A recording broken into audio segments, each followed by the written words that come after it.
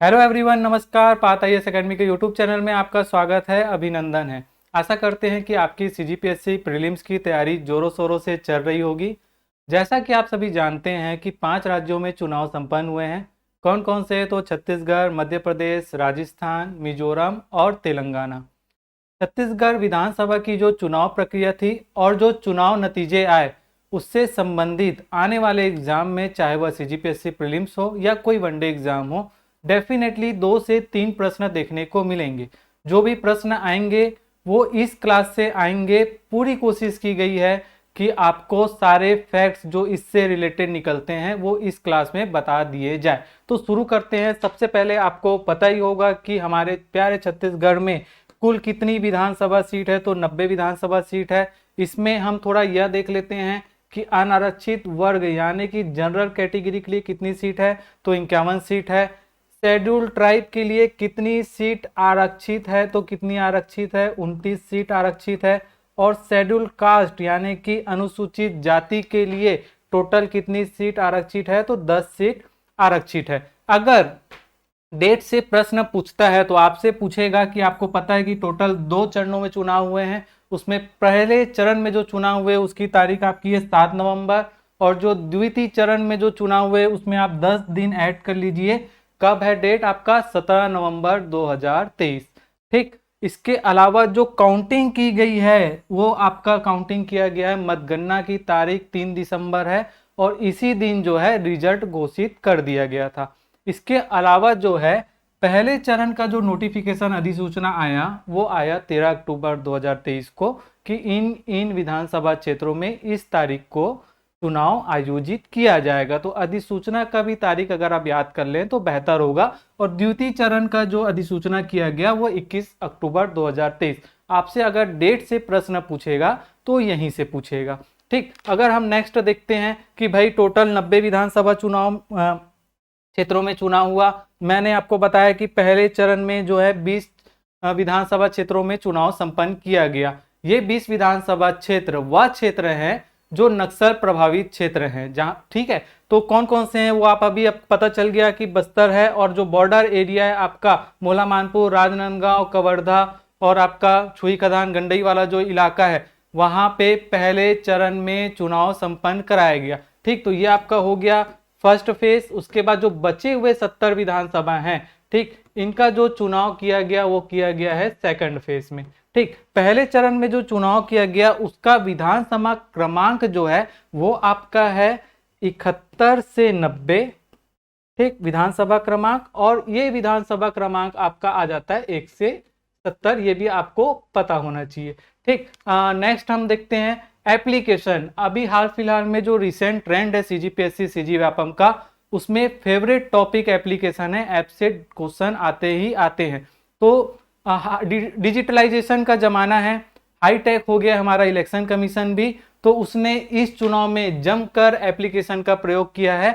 कौन कौन से एप्लीकेशन है मैं आपको बता रहा हूं। तो सी विजिल ऐप। देखिए, विजिल का मतलब होता है, जो मीनिंग है, विजिल शब्द आया विजिलेंस से, और विजिलेंस का मतलब होता है निगरानी रखना। ठीक है। तो सी विजिल ऐप बनाया गया इसलिए कि कहीं आचार संहिता का उल्लंघन अगर कोई प्रत्याशी या कोई पार्टी करता है तो कोई भी आम व्यक्ति या मतदाता जो है उनकी शिकायत इस ऐप के थ्रू कर सकता है। तो सी विजिल ऐप का संबंध जो है आचार संहिता उल्लंघन से है। ठीक। सुविधा ऐप क्यों बनाया गया? तो सुविधा ऐप बनाया गया प्रत्याशी उम्मीदवारों को सुविधा प्रदान करने के लिए। क्या सुविधा प्रदान की जाएगी? तो वो ऑनलाइन जो है अपना नॉमिनेशन और एफिडेविट जो है इस ऐप के माध्यम से सबमिट कर सकते हैं। ठीक। अगला क्या है? National grievance service, NGS app बनाया गया जिसका फुल फॉर्म है नेशनल ग्रीवेंस सर्विस पोर्टल। ठीक। ग्रीवेंस का मतलब हुआ शिकायत। तो आप जो है अगर आपका मतदाता सूची में नाम नहीं है या कहीं पे भी प्रशासनिक लापरवाही हुई है तो इस पोर्टल के माध्यम से जो है आप शिकायत दर्ज करा सकते हैं। कंफ्यूज नहीं होना है, सी विजिल ऐप जो है वो आचार संहिता उल्लंघन से है और ये जो है प्रशासनिक लापरवाही से है, आपकी शिकायत से है। ठीक। केवाईसी, आपको पता होगा केवाईसी का फुल फॉर्म क्या होता है? नो यूर कस्टमर, लेकिन यहाँ पे नो यूर कस्टमर नहीं है, यहाँ पे है आपका नो यूर कैंडिडेट। अपने उम्मीदवार को जानो। आपको अपने उम्मीदवार के बारे में कितने उम्मीदवार खड़े हैं, कौन कौन से खड़े हैं, क्या उनकी शैक्षणिक योग्यता है, ठीक है, क्या उनका बैकग्राउंड है, अगर आप जानना चाहते हैं तो आप नो यूर जो आपका कैंडिडेट है इस ऐप के माध्यम से जान सकते थे। ठीक, अगला ऐप है election seizure and management system, ESMS app बनाया गया। सीजर का मतलब हुआ जब्ती करना। जो उड़न दस्ता जो है जो जांच कर रही है, उसे अगर कहीं पे शक होता है तो इस मैनेजमेंट सिस्टम के माध्यम से उसे अधिकार किया गया है कि वो कोई भी सामग्री को क्या कर सकते हैं, जब्त कर सकते हैं।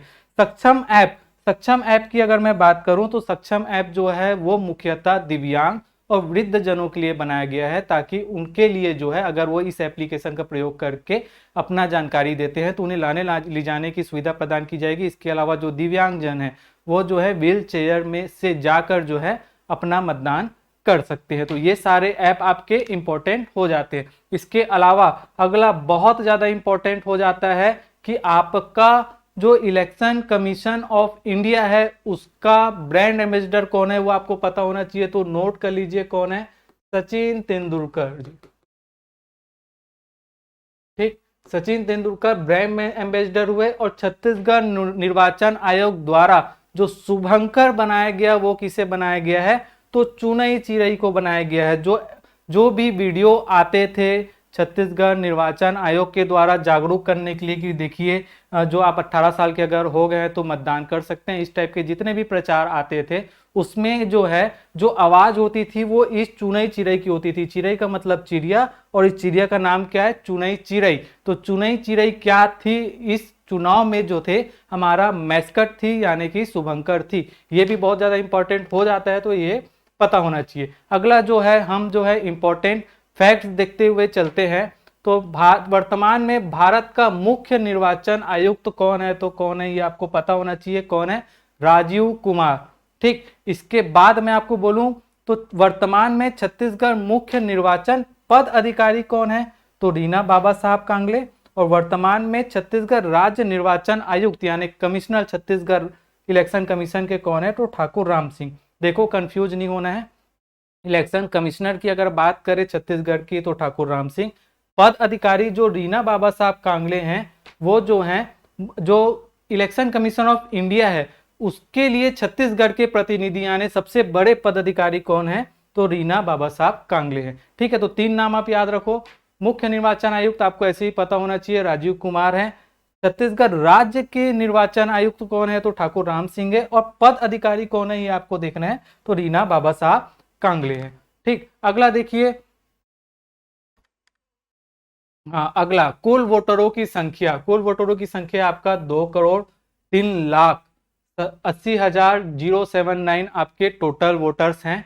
ठीक है, इसमें निर्वाचन के दौरान निर्वाचन व्यय यानी कि एक्सपेंडिचर कितना खर्चा कर सकता है, कितना लिमिटेशन दिया गया है, तो 40 लाख रुपए तक कोई भी उम्मीदवार जो है इस चुनाव में खर्चा कर सकता है।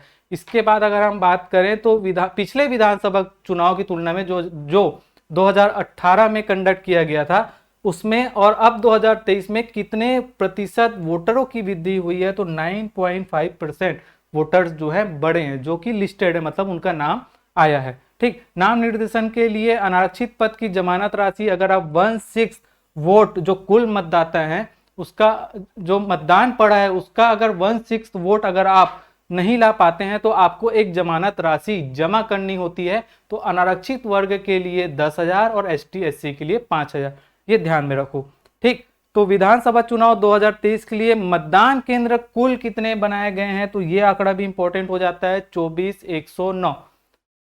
नेक्स्ट हम देखते हैं तो भैया संगवारी मतदान केंद्र बनाए गए हैं। ठीक, संगवारी मतदान केंद्र क्या है, तो महिला मतदान दल है ये। ठीक, इसमें हर विधानसभा से टोटल 10 ऐसे संगवारी मतदान केंद्र बनाए गए हैं, तो वो हो जाता है आपका 900 टोटल। ठीक है, वैसे ही आदर्श मतदान केंद्र जो है हर विधानसभा में 5 बनाए गए हैं, तो टोटल कितना हो जाता है 450।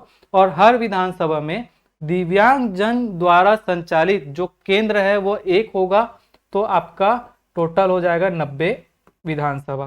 ठीक, अब एक ऐसा रायपुर उत्तर में एक ऐसा बूथ था, रायपुर उत्तर विधानसभा क्षेत्र में एक ऐसा बूथ था जहां पे सारे जो कर्मचारी हैं, सारे मतदान दल है, इवन जो पुलिस फोर्स भी लगाई गई थी सिक्योरिटी के लिए, वो सारे महिला थी। तो वो बूथ कौन से विधानसभा क्षेत्र का था? तो रायपुर उत्तर क्षेत्र का था। ठीक, अगला है कुल प्रवासी भारतीय मतदाता, ठीक है, एनआरआई, टोटल मतदाता कितने हैं? तो 17 हैं। देखिए एनआरआई हो सकता है छत्तीसगढ़ से ज्यादा हो, लेकिन पंजीकृत यानी कि रजिस्टर्ड जो मतदाता है एनआरआई कितना है? तो टोटल कितने थे? 17 थे। ठीक, अगला देखिए चुनाव परिणाम में अब हम आ गए, प्रक्रिया हमने कर ली। अब चुनाव परिणाम की अगर हम बात करें तो चुनाव परिणाम टोटल 90 विधानसभा सीट थी, यानी कि बहुमत का आंकड़ा जो न्यूज वाले यूज करते हैं जादुई आंकड़ा, वो कितना था आपका? 46 था। ठीक, यानी कि बीजेपी ने 54 सीट लाई, यानी कि बीजेपी बहुमत का आंकड़ा पार कर ली। अब बीजेपी जो है सरकार बनाएगी। ठीक, आईएनसी यानी कि नेशनल कांग्रेस को कितनी सीटें मिली? 35 सीटें मिली। इसमें एक पार्टी है गोंडवाना गणतंत्र पार्टी, जिसे एक सीट मिला। क्योंकि उसे एक सीट मिला है इसलिए एक सीट जो है ये इंपॉर्टेंट हो जाता है। कहां से मिला है भाई? तो पाली, जो कि कोरबा जिले में आता है, पाली तानाखार विधानसभा क्षेत्र से गोंडवाना गणतंत्र पार्टी के तुलेश्वर हीरा सिंह मरकाम, हीरा सिंह उनके पापा का नाम है, तुलेश्वर मरकाम, आप याद रखिए तुलेश्वर मरकाम जो है जीजीपी यानी कि गोंडवाना गणतंत्र पार्टी से चुनाव जीतकर आए हैं। ठीक, अगला हम देखते हैं कि भैया सबसे कम वोटों के अंतर से कौन जीता है? तो देखिए कांकेर विधानसभा में मात्र 16 वोटों से जो है बीजेपी के कैंडिडेट आसाराम नेताम, कांकेर विधानसभा, सोचिए क्या किस्मत है कि मात्र 16 वोटों से जो है जीत कर आए हैं। और इनकी कितनी किस्मत खराब कांग्रेस पार्टी के शंकर ध्रुव, जो कि मात्र 16 वोटों से चुनाव हारे हैं। तो जगह का नाम याद रखना है, अंतर सबसे कम कौन सा? कांकेर विधानसभा। ठीक है, विधायक कौन? आसाराम नेताम। ठीक, सबसे ज्यादा वोटों से कौन जीत कर आए हैं? तो रायपुर दक्षिण, रायपुर दक्षिण क्षेत्र से बीजेपी के उम्मीदवार ब्रिजमोहन अग्रवाल 64,719 वोटों से, कांग्रेस के उम्मीदवार डॉक्टर महंत राम सुंदर दास को 64,719 यानी 67,719 वोटों से हराया है। तो सबसे कम वोट कांकेर अंतर में और सबसे ज्यादा वोटों के अंतर के वोटों से जीतने वाला जो क्षेत्र है वो क्या है? रायपुर दक्षिण, जहां पे ब्रिजमोहन अग्रवाल बीजेपी के कैंडिडेट जो है 67,000 वोटों से जीते हैं। ठीक, अगला जो है महिला उम्मीदवारों से प्रश्न आ सकता है, क्योंकि जो है वुमेन रिजर्वेशन बिल बहुत ज्यादा चर्चा में रहा है और हमारे छत्तीसगढ़ से इस बार शानदार 19 महिला विधायक चुनकर आए हैं, जिसमें से 8 बीजेपी से हैं और 11 महिला विधायक कहां से हैं? तो कांग्रेस से है। तो ये एक एक नाम इंपॉर्टेंट हो जाते हैं, इसलिए आप देखेंगे। तो बीजेपी से महिला विधायक कौन है? तो सबसे इंपॉर्टेंट नाम जो हो जाता है वो हो जाता है आपका रेणुका सिंह का। रेणुका सिंह का क्यों हो जाता है? क्योंकि बहुत ज्यादा न्यूज में है, सीएम की जबरदस्त दावेदार है और जो है यह केंद्रीय मंत्री रह चुकी है, अभी इन्होंने इस्तीफा दिया है। कहां से जीत के आई है? तो भरतपुर सोनहत सीट से जीतकर आई है। ठीक है, मैं नाम एक बार पढ़ ले रहा हूं, सारे नाम इंपॉर्टेंट हो जाते हैं, लेकिन जो बहुत ज्यादा इंपॉर्टेंट है वो भी मैं आपको बताते चलूंगा। ठीक, लक्ष्मी राजवाड़े भटगांव सीट से जीतकर आई है। शकुंतला सिंह पोर्ते, शकुंतला सिंह पोर्ते कहां से जीतकर आई है? तो प्रतापपुर सीट से जीतकर आई है। उद्देश्वरी पैकरा सामरी सीट से। ठीक, रायमुनि भगत जसपुर सीट से। सांसद गोमती साय कहां से जीत के आई है? तो पत्थरगांव सीट से जीतकर आई है। भावना बोहरा कहां से जीतकर आई है? पंडैया सीट। और लता उसेंडी, पूर्व मंत्री लता उसेंडी का आपको पता होगा विधानसभा क्षेत्र क्या है? कोंडागांव। ठीक, इसमें मैं आपको कौन से क्षेत्र एसटी एससी या अनारक्षित वर्ग के हैं वो मैं आपको बताते चलता हूं। ठीक, तो सबसे पहले आप ये समझ लीजिए कि ये जो येलो बना हुआ है ये आपका एससी क्षेत्र को दर्शाता है, और आपका जो व्हाइट बना हुआ है ये आपका जो अनारक्षित जो क्षेत्र है विधानसभा क्षेत्र उसे दर्शाता है, और ये वाला कलर जो है आपका एसटी क्षेत्र को दर्शाता है। तो यहाँ पे आपको ये पता चल गया कि ये पूरा जो क्षेत्र है आपका बस्तर संभाग का, उसमें एक व्हाइट दिख रहा है जो कि जगदलपुर का है, जो कि अनारक्षित है। ठीक है, तो आपको रटना नहीं है, आपको मैप के थ्रू समझना है कि अगर पूछ दिया जगदलपुर मैच द कॉलम में एसटी एससी और जनरल सीट में, तो आपको पता होना चाहिए कि जगदलपुर ही इकलौता ऐसा सीट है जो जनरल कैटेगरी में आता है। उसके बाद जितने भी उस एरिया के बस्तर संभाग और उसके ऊपर के जो क्षेत्र है वो किस में आते हैं, तो शेड्यूल ट्राइब में आते हैं। तो मैं आपको याद कराते चलता हूँ, पहला सीट रेणुका सिंह का जो भरतपुर सोनहत सीट है, देखिए वो आपका किस में आता है, आपका एसटी में आएगा। ठीक, इसके बाद आपका आ गया लक्ष्मी रजवाड़े भटगांव, ये है आपका भटगांव जो कि जनरल कैटेगरी में है, व्हाइट बना हुआ है। ठीक, शकुंतला सिंह पोर्ते आपका जो है प्रतापपुर में आएगी एसटी सीट। ठीक, आपका प्रतापपुर, सामरी, जसपुर और पत्थरगांव ये आपका क्षेत्र है। ठीक, ये आपका वो क्षेत्र है जो एसटी वर्ग में आएगा। ठीक, पंडरिया सीट आपकी यहाँ पे है, पंडरिया सीट देखिए जनरल कैटेगरी। इसके अलावा कोंडागांव आपको पता ही होगा, कोंडागांव जो है वो आपका किस में है, एसटी सीट में आएगा। ठीक, अगला देखते हैं हम कांग्रेस की महिला विधायक। तो कांग्रेस की महिला विधायक विद्यावती सिदार कहाँ से, लैलूंगा सीट से। उत्तरी जांगड़े कहाँ से, सारंगढ़ सीट से। शेषराज हरबंश किसमें, पामगढ़ सीट से। चतुरीनंद सरायपारी सीट से। कविता प्राण लहरे बिलाईगढ़ सीट से। ये बहुत ज्यादा इंपॉर्टेंट है, इंपॉर्टेंट इसलिए हो जाता है क्योंकि यह जो है सबसे युवा विधायक बनकर आई है।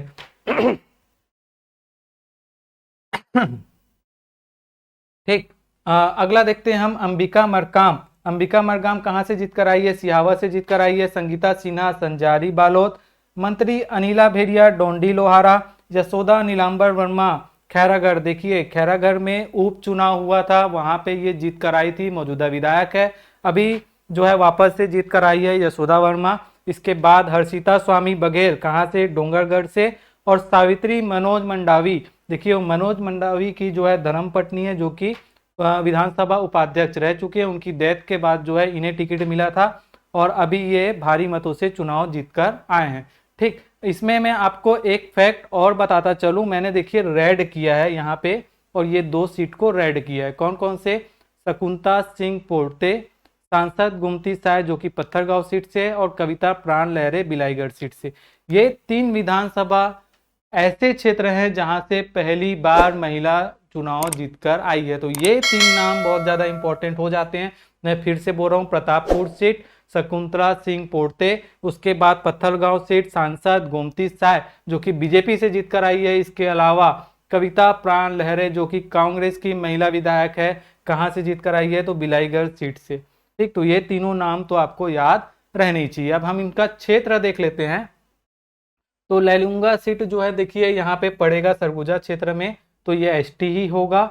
इसके बाद आपका आता है सारंगढ़, पामगढ़, सरायपारी और बिलाईगढ़, ये जो सारे क्षेत्र हैं देखिए, ये आपका सरायपारी है, सारंगढ़, बिलाईगढ़ और ये पामगढ़, ये वाला जो क्षेत्र है ना, ये आपका आता है किसमें, एससी सीट में, और यहाँ से महिला विधायकों ने चुनाव जीता है। ठीक, तो ये ध्यान में होना चाहिए। सिहावा आपका एसटी सीट है। संजारी बालोद आपका यहाँ पे पड़ता है, देखिए जनरल कैटेगरी, कोई सीट नहीं।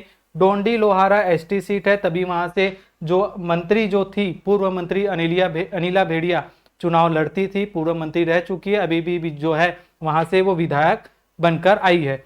ठीक है, यशोदा नीलांबर खैरागढ़ जो है जनरल सीट। हर्षिता स्वामी बघेल डोंगरगढ़ देखिए एससी सीट। ठीक है, यहाँ से आप देखिए मोला मानपुर के बाद तो ये राजनांदगांव के पास जो डोंगरगढ़ वाला जो विधानसभा क्षेत्र है वो येलो है, यानी कि एससी सीट है। ठीक, उसके बाद सावित्री मनोज मंडावी भानु प्रतापपुर डेफिनेटली जो है वो एसटी सीट में आएगा क्योंकि कांकेर जिले की सीट है। अगला, कुछ विधायक ऐसे हैं जो बहुत ज्यादा महत्वपूर्ण हो जाते हैं, न्यूज में रहते हैं, तो उनका विधानसभा सीट जो सीट है वो हमें पता होना चाहिए।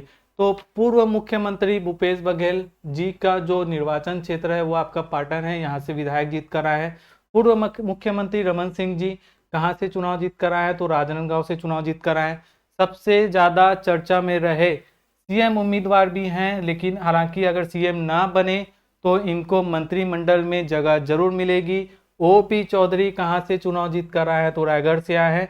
राजेश अग्रवाल बीजेपी के उम्मीदवार अंबिकापुर से चुनाव जीत कर आए हैं। क्यों इंपॉर्टेंट है, क्योंकि इन्होंने उप मुख्यमंत्री, पूर्व उप मुख्यमंत्री कौन, टी.एस. सिंहदेव को जो है चुनाव हराया। हालांकि वोटों का अंतराल ज्यादा नहीं था, फिर भी इंपॉर्टेंट हो जाते हैं। अरुण साव, ठीक है, इनका भी नाम काफी जगह चला है, बीजेपी के प्रदेश अध्यक्ष है अभी भी। तो अरुण साव लोरमी से चुनाव जीत कर आए हैं। विष्णुदेव साय कहाँ से चुनाव जीते हैं, कुनकुरी से। कुनकुरी भी जो है एसटी आरक्षित सीट है। ईश्वर साहू बहुत ज़्यादा न्यूज़ में थे, कहाँ से चुनाव जीत कर आए हैं, तो साझा से चुनाव जीत कर आए हैं।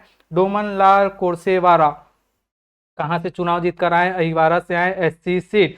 सर ये क्यों इंपॉर्टेंट हो गए, नाम तो सुना ही नहीं। तो डोमन लाल कोरसेवाला जो है सबसे ज्यादा उम्र दराज विधायक हैं इस विधानसभा चुनाव में। ठीक, इसमें भी आपको यह पता होना चाहिए कि कुल कितने विधानसभा हैं, तो देखिए 90 हैं। इसमें मैं आपको देखते हुए बताते हुए चलूं तो सरगुजा संभाग में कुल 14 विधानसभा क्षेत्र हैं, जिसमें 5 अनारक्षित और 9 एसटी वर्ग के हैं। बिलासपुर में देखिए सबसे ज्यादा विधानसभा क्षेत्र है, तो यहाँ पे भी एक प्रश्न बन सकता है कि किस संभाग में सबसे ज्यादा विधानसभा क्षेत्र है, तो 25 बिलासपुर में है, जिसमें 5 एसटी, 5 एससी और 15 अनारक्षित। एक एक डेटा इंपॉर्टेंट हो जाता है, अगर स्टेटमेंट बना के टफ क्वेश्चन पूछे तो यहाँ से पूछ सकता है। ठीक, रायपुर में 2 एसटी है, 2 एससी, 15 अनारक्षित, 19 टोटल सीट। उसके अलावा 2 आपके दुर्ग के, 3 एससी, 15 आपका क्या है अनारक्षित है। और बस्तर में जो है 1 अनारक्षित, जो मैं आपको बताया जगदलपुर की सीट, वो आपकी अनारक्षित है। बाकी 11 की 11 सीटें क्या है, एसटी है। तो देखिए 11 2 13 2 15 20 और 9 29 सीट आपकी किस में हो गई, एसटी की हो गई। 3 2 5 और 10 सीट आपका किस में हो गया, एससी हो गया। और इसको आप जोड़ेंगे 45 5 50 और 1 51 सीट आपका किस में हो गया, अनारक्षित हो गया। तो टोटल कितनी सीट हो गई, 90 सीट हो गई। ठीक, अगला हम देखते हैं।